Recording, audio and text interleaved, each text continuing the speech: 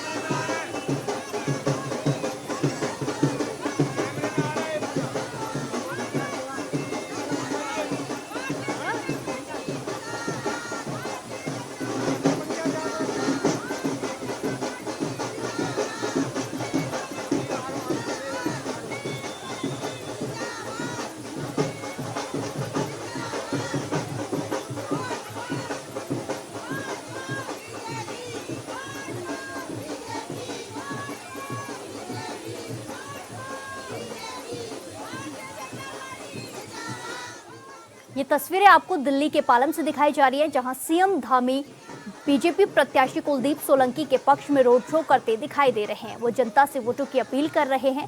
ये तस्वीरें आपको दिल्ली के पालम से दिखाई जा रही है, जहां बीजेपी प्रत्याशी के पक्ष में रोड शो करते सीएम धामी नजर आ रहे हैं और जनता से वोटों की अपील कर रहे हैं। दिल्ली विधानसभा चुनाव को देखते हुए सीएम धामी दिल्ली पहुंचे हैं और वहां बीजेपी प्रत्याशी कुलदीप सोलंकी के पक्ष में रोड शो कर रहे हैं और जनता से बीजेपी प्रत्याशी के पक्ष में वोट की अपील कर रहे हैं। ये तस्वीरें आपको दिल्ली के पालम से दिखाई जा रही हैं, जहां सीएम धामी रोड शो करते नजर आ रहे हैं। वो जनता से वोटों की अपील कर रहे हैं और सैकड़ों कार्यकर्ता, भाजपा के नेता मौजूद हैं। कई सारे लोग भी मौजूद हैं और जोरों शोरों से प्रचार प्रसार चल रहा है।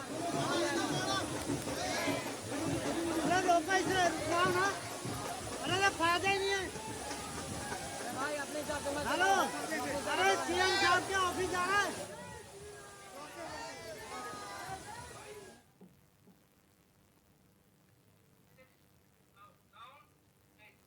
खबरों में आगे बढ़ते हैं। ऋषिकेश के विधायक और कैबिनेट मंत्री डॉक्टर प्रेमचंद अग्रवाल ने भी ज्योति स्पेशल स्कूल में मतदान किया। इस मौके पर कैबिनेट मंत्री के साथ उनका परिवार भी मौजूद रहा। वहीं कैबिनेट मंत्री ने अपनी माता का उदाहरण देते हुए बताया कि शारीरिक पीड़ा के बाद भी उनकी माता वोट डालने पहुंची है।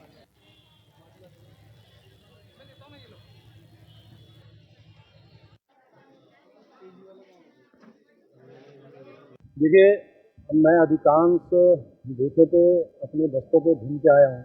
जो उत्साह मुझे यहाँ जनता का दिख रहा है और मुझे तो ऐसा लग रहा है कि एक तरफा भारतीय जनता पार्टी का प्रत्याशी यहाँ से विजयश्री हासिल कर रहा है। मेयर पद के लिए भी और वार्डों के लिए भी अधिकांश प्रत्याशी हमारे जीत के आ रहे हैं। और मुझे तो ऐसा लगता है जो व्हाट्सएप और सोशल मीडिया पे लड़ रहे थे, आज सबको अपनी असलियत का पता चल जाएगा, क्योंकि जनता जानती है कि विकास किसी भी निकाय का सिर्फ और सिर्फ भारतीय जनता पार्टी कर सकती है। केंद्र में भारतीय जनता पार्टी की सरकार है, मोदी जी की सरकार है। सब जानते हैं मोदी जी ने किस प्रकार से विकास किया। यहाँ धामी जी की सरकार है, उनके आधार पे, सरकार के आधार पे मैंने जिस प्रकार से यहाँ विकास कार्य किए हैं, तो जो भी ये तीसरी सरकार लाने की बात लोगों ने बिल्कुल मन बना लिया है कि ये जो जिस प्रकार से वातावरण के बीच में उसमें जहर घोलने का काम किया, आज जनता उसमें भारी मात्रा में निकल के आ रही है, मतदान कर रही है। उसी का जवाब आज जनता देने वाली है। 25 तारीख को जब मतगणना होगी, बहुत अच्छे मार्जिन से हम लोग यहाँ जीतेंगे। मुख्य सचिव राधा रतूड़ी ने भी देहरादून राजकीय इंटरमीडिएट कॉलेज किशनपुर में बने पोलिंग बूथ पर अपने मताधिकार का प्रयोग किया। साथ ही सभी से वोट करने की अपील की है।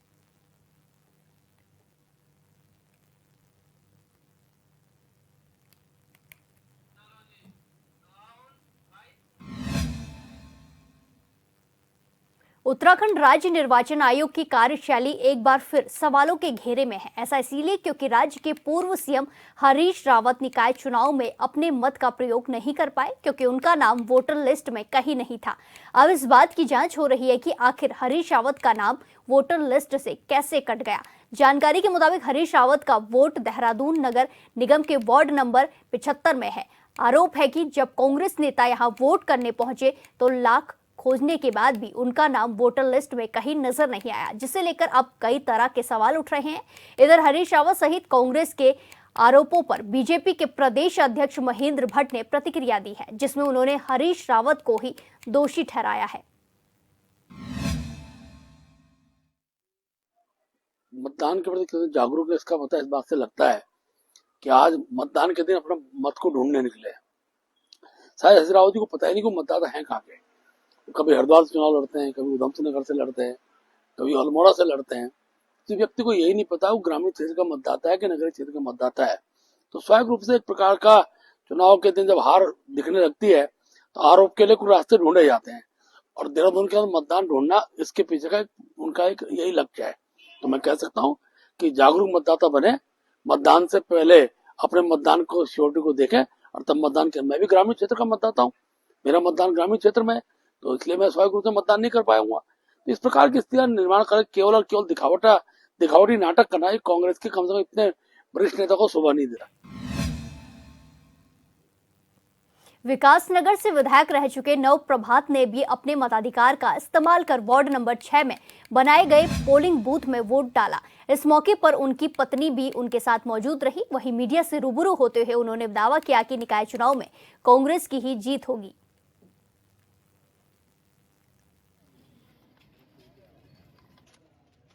मैं हरबटपुर और विकासनगर के सभी मतदान केंद्रों पर घूम आया हूँ। हालांकि मेरी अपेक्षा से मतदान का प्रतिशत अभी थोड़ा कम दिखाई दे रहा है। हो सकता है ये लंच के बाद बढ़े और स्थिति शांतिपूर्ण है और मेरी अपील यही है कि ये लोकतंत्र के पर्व का दिन है और ये पर्व शांतिपूर्वक उत्साह के साथ मनाया जाना चाहिए। मैं उस पर कायम हूँ हरबटपुर नगर पालिका में, क्योंकि कोई राजनीतिक समझौता हमारा अन्य लोगों से नहीं है। हम उनका विरोध तो नहीं कर रहे हैं, पर एज प्रोटेस्ट, सिंबॉलिक प्रोटेस्ट, अब मैंने जो कल अपील करी थी मैं उसी अपील। देहरादून में नगर निकाय चुनाव को लेकर मतदान किया गया। वहीं देहरादून से कांग्रेस प्रत्याशी वीरेंद्र पोखरियाल ने अपनी पत्नी के साथ मतदान स्थल पर पहुंचकर मतदान किया और कहा कि पहले मतदान फिर जलपान।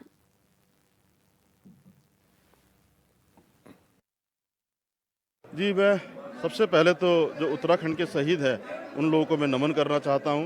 एक आंदोलनकारी के रूप में जो पार्टी ने जो मेयर का प्रत्याशी बनाया, मैं शीर्ष नेतृत्व का भी धन्यवाद करना चाहता हूं, क्योंकि जिस तरह नगर निगम में 15 साल भ्रष्टाचार एक चरम पर था और जो स्मार्ट सिटी पे जो बंदरबांट हुई है उसके जो विरोध है, उसका विरोध जताने के लिए जनता का एक ही है जो उनके जो खिलाफ है जो मतदान करना है। और निश्चित एक आंदोलनकारी को वो बड़ी आस है उन लोगों को और उनकी जो आशाएं और आकांक्षाएं हैं उसको मैं पूरा कर।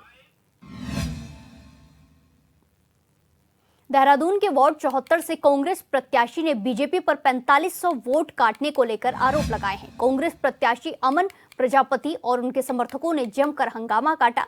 वहीं हंगामे के बाद मौके पर जमकर धक्का मुक्की भी देखने को मिली।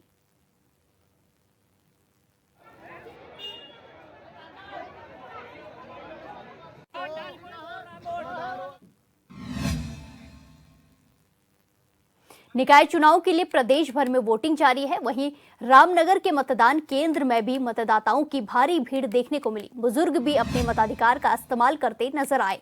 इस दौरान मतदाताओं में मतदान को लेकर काफी उत्साह नजर आया। कई बुजुर्गों ने स्वास्थ्य समस्याओं और शारीरिक कठिनाइयों के बावजूद अपने कर्तव्य को निभाया। उनका कहना है कि लोकतंत्र को मजबूत करने के लिए वोटिंग जरूरी है।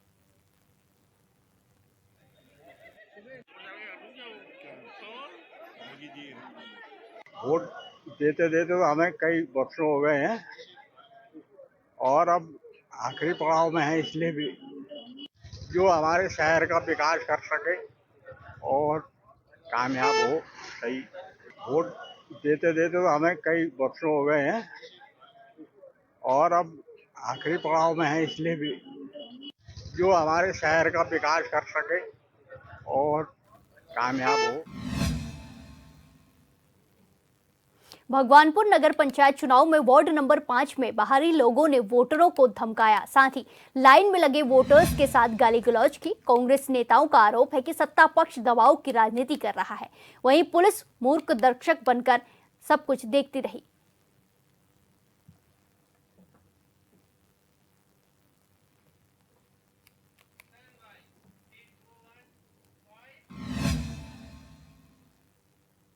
नगर निकाय चुनाव के दौरान मसूरी में सुरक्षा व्यवस्था के बीच मतदान जारी है। वहीं मतदान को लेकर युवाओं, महिलाओं और बुजुर्गों में काफी उत्साह देखा जा रहा है। मतदान केंद्रों के बाहर भारी भीड़ लगी हुई है।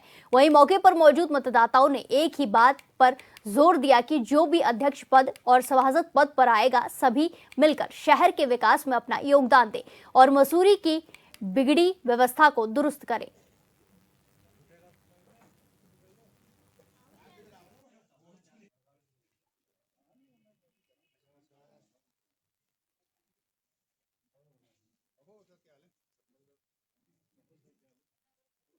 देखिए, पहाड़ों की रानी मंसूरी एक बहुत उत्तराखंड का ताज है। यहाँ पे ऐसा अध्यक्ष होना चाहिए जो बिल्कुल इसकी मूलभूत जो सुविधाएं हैं यहाँ की बिल्कुल सुचारू रूप से चला सके, जिसमें स्वास्थ्य है, सड़कें हैं, पर्यटन, जाम, इन सबको अगर व्यवस्थित करने के लिए हमें ऐसा चेयरमैन चाहिए। शिक्षा एक बहुत बड़ा मायना रखता है एक शहर के विकास के लिए, आज की युवा पीढ़ी के लिए। वाकई में 12th के बाद कुछ नहीं है। एक नाम मात्र का नगर पालिका का डिग्री कॉलेज है, वहाँ भी सब्जेक्ट पूरे नहीं है। तो एक बड़े कॉलेज, बीएड कॉलेज, इस तरह के यहाँ पे संसाधन होने चाहिए, कोचिंग इंस्टीट्यूट होने चाहिए। शिक्षा भी यहाँ पर हर वर्ग, हर तबके के लिए होनी चाहिए। जैसे यहाँ पे स्कूल है, बहुत मतलब कॉस्टली स्कूल है।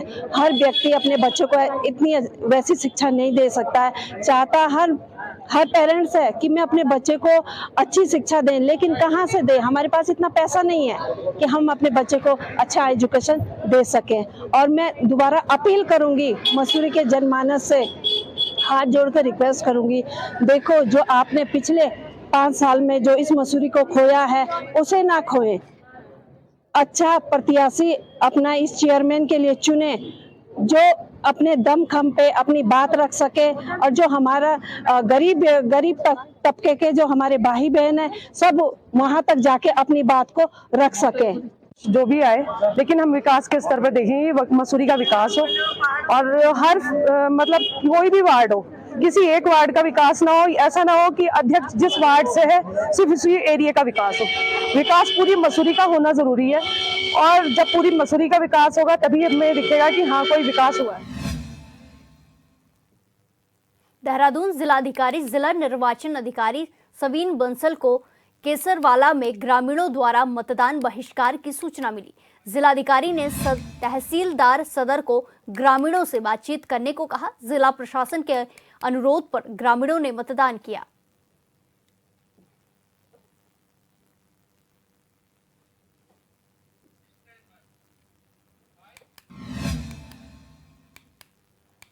लक्सर नगर क्षेत्र के कई हिस्सों में नगर निकाय निर्वाचन प्रक्रिया के दौरान पहली बार मतदान करने पहुंचे युवा भी चर्चा का हिस्सा बने। तो वहीं दूसरी ओर इस दौरान नगर निकाय अध्यक्ष पद के बीजेपी प्रत्याशी देवेंद्र चौधरी और कांग्रेस प्रत्याशी जगदेव सिंह द्वारा भी मतदान कर मतदाताओं से अधिक संख्या में मतदान की अपील की गई। वहीं पहली बार मतदान करने पहुंचे युवाओं के मुताबिक लोकतांत्रिक व्यवस्था में देश के विकास के लिए निर्वाचन महत्वपूर्ण प्रक्रिया है।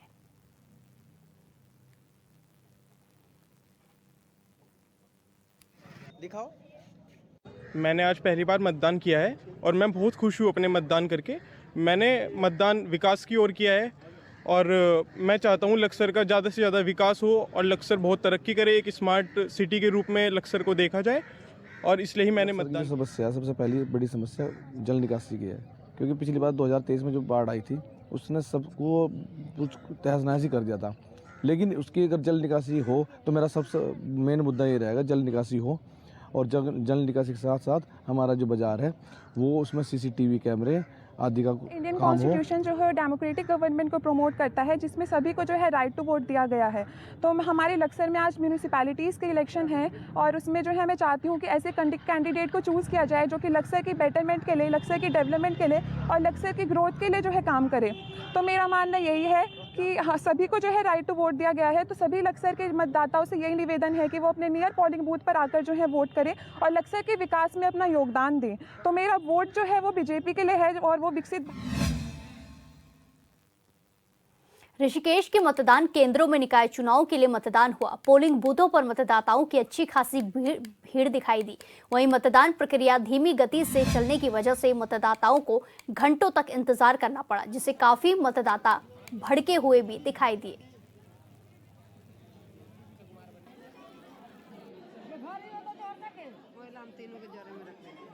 आपने वोट डाल दिया? नहीं, अभी डाला नहीं मैंने। अभी यहाँ पर जो हमारे चंदेश्वर नगर में 4 वार्ड पड़ते हैं, ward number 1, ward number 2, ward number 3, ward number 4, ये चारों में अभी जितने भी पोलिंग बूथ हो रहे हैं मैं शुरू से यहाँ करूँ, बहुत सीलो बूथ चल रहा है। मतलब काफ़ी देर से तो भीड़ खत्म भी नहीं हो रही है। तो हम चाह रहे हैं कि ये बूथ में जो सीलो चल रहा है, ये थोड़ा कोई ऐसा सिस्टम हो, कोई प्रक्रिया करे ताकि जल्दी से लोग वोट दे के अपने घर जाए। कितनों इसे भीड़ की वजह से वापस जा रहे हैं। कई लोग मैं घूम देख रहा हूँ, अभी यहाँ से भी 4-5 लोग चले गए, कई लोग बहुत ज़्यादा भीड़ बाद में आएंगे। तो थोड़ा तेज़ी से बढ़ेगा, तेज़ी गति से होगा तो अपने वोट डाल देंगे लोग जल्दी से। तो हम चाह रहे हैं मैडम कि ये कोई भी तरीका हो, जैसे भी कि हो जाए जल्दी से। और अंदर से लोग जो बैठे हुए हैं, जो अधिकारी लोग, मुझे लग रहा है थोड़ा सा सिलोपना सा काम कर रहे हैं, मतलब ध्यान नहीं दे रहे। तो हम चाह रहे हैं कि इसको थोड़ा तेज़ी से किया जाए। Ward number 1, ward number 2, ward number 3, 4 में सब में घूम के आऊँ, भीड़ खत्म नहीं हो रही सुबह से। मैं भी अभी तक वोट नहीं डाला हूँ। मैम, वोटिंग प्रक्रिया की तो बहुत स्थिति खराब है इस समय। मैं यहाँ पे तीनों वार्डों में मैं घूम चुका हूँ। सुबह से मेरे को हो गया, अब दोपहर का टाइम हो गया और यहाँ पे काफ़ी धीमी स्थिति है। माताएं बहनें सुबह से लाइन लगा के बैठी हुई हैं, बिल्कुल एकदम कोई 4-4 घंटे से 5-5 घंटे से बिल्कुल काम धाम छोड़ के अपना लाइन पर लगी हैं। बिल्कुल स्थिति अभी बहुत बिल्कुल बेकार है और इसको थोड़ा सा और स्पीड बढ़ाया जाए तो काफ़ी लोग यहाँ पे, काफ़ी वोटिंग है, काफ़ी अपना वर्क है, सारा ये वोटिंग वर्क है। ये हमारे सब मजदूर वर्ग के लोग हैं, अपने शहर के भी लोग हैं।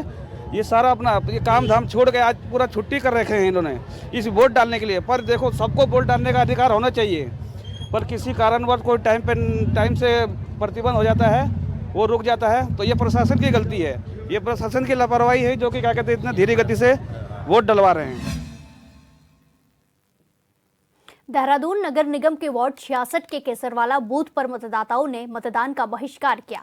लोगों ने आरोप लगाते हुए कहा कि यहां कोई विकास नहीं हुआ है, इसीलिए इस गांव को नगर निगम से बाहर रखा जाए। लोगों ने यह भी आरोप लगाया है कि रातों रात लिस्ट में कुछ नाम भी जोड़े गए हैं। वहीं लोगों के विरोध की बात सुनकर देहरादून से कांग्रेस प्रत्याशी वीरेंद्र पोखरियाल केसरवाला पहुंचे, जहां पहुंचकर उन्होंने लोगों को काफी समझाने की कोशिश की।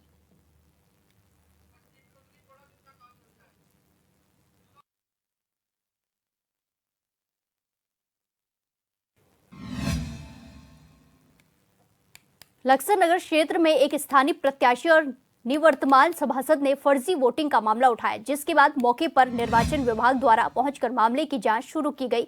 तो वहीं पुलिस ने मौके से एक संदिग्ध को चिन्हित करते हुए उसे हिरासत में लेकर पूछताछ की है।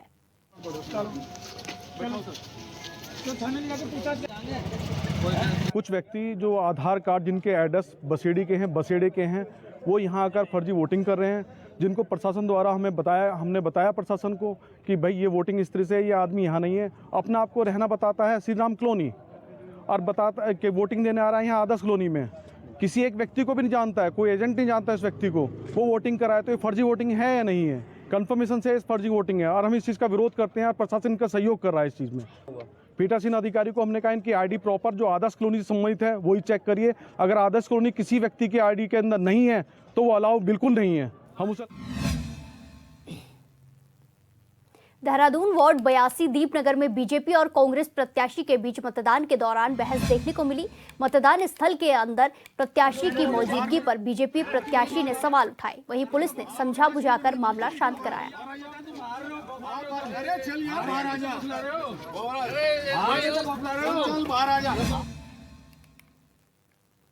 गदरपुर में निकाय चुनाव शांतिपूर्ण तरीके से चल रहा है, जिसमें सभी वार्डों के लोग जमकर वोटिंग कर रहे हैं। इस मौके पर मीडिया से रूबरू होते हुए एक सामाजिक कार्यकर्ता मोहम्मद आलम ने बताया कि विकास के मुद्दों को लेकर लोग बाहर निकले हैं। साथ ही उन्होंने जनता से अपील की है वोट करने की।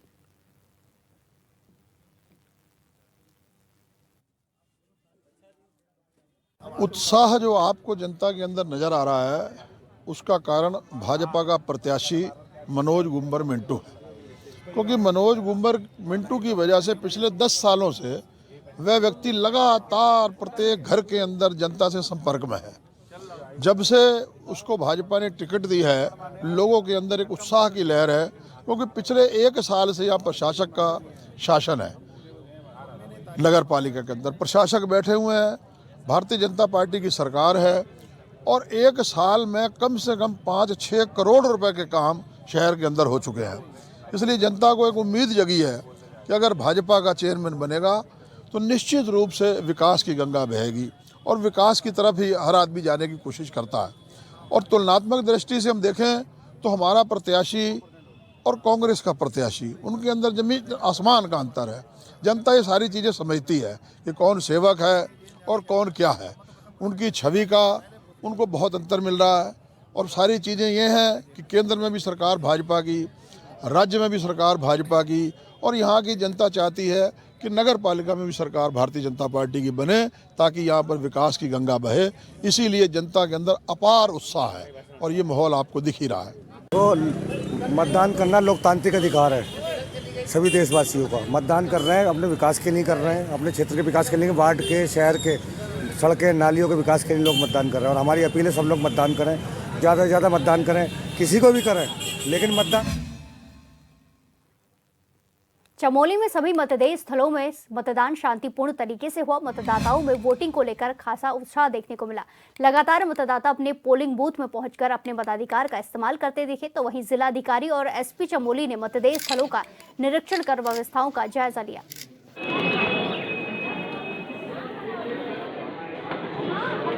मेरे और एसपी द्वारा निरीक्षण किया गया है गोपेश्वर इंटर कॉलेज और प्राथमिक विद्यालय कुंड का।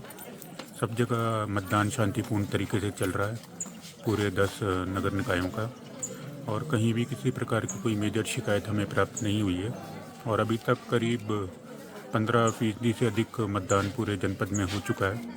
काफ़ी उत्साह वोटर्स में देखा जा रहा है और मैं आशा करता हूं कि 5 बजे तक हमारा शांतिपूर्ण ये पूरा मतदान निष्पक्ष रूप से संपन्न हो जाए।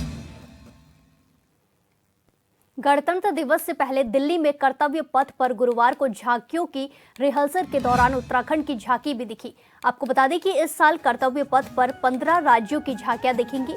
उत्तराखंड की झांकी लगातार कर्तव्य पथ पर फिर इस साल निकलेगी। इस बार उत्तराखंड की झांकी साहित्यिक, पर्यटन और लोक रंग पर आधारित है। आप भी देखिए ये किस तरह उत्तराखंड की झांकी रिहर्सल में निकली। छोलिया जोड़ा और थाड़िया झूमेलो झूमेलो भगनाले बाजू बंधे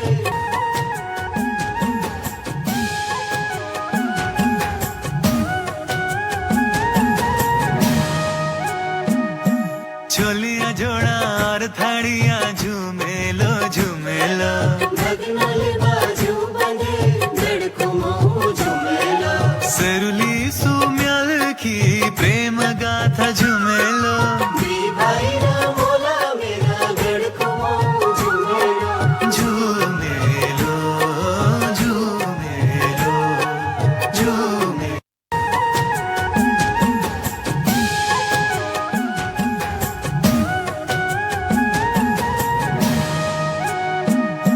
छोलिया जोड़ा और थाड़िया झूमेलो झूमेलो भगनाले बाजू बंधे धड़को मऊ झूमेलो सरुली सुम्याल की प्रेम गाथा झूमेलो भाई ना मोला मेरा धड़को मऊ झूमेलो झूमेलो झूमेलो। इस बुलेटिन में फिलहाल के लिए इतना ही। बाकी तमाम खबरों के लिए देखते रहिए HNN 24/7। नमस्कार।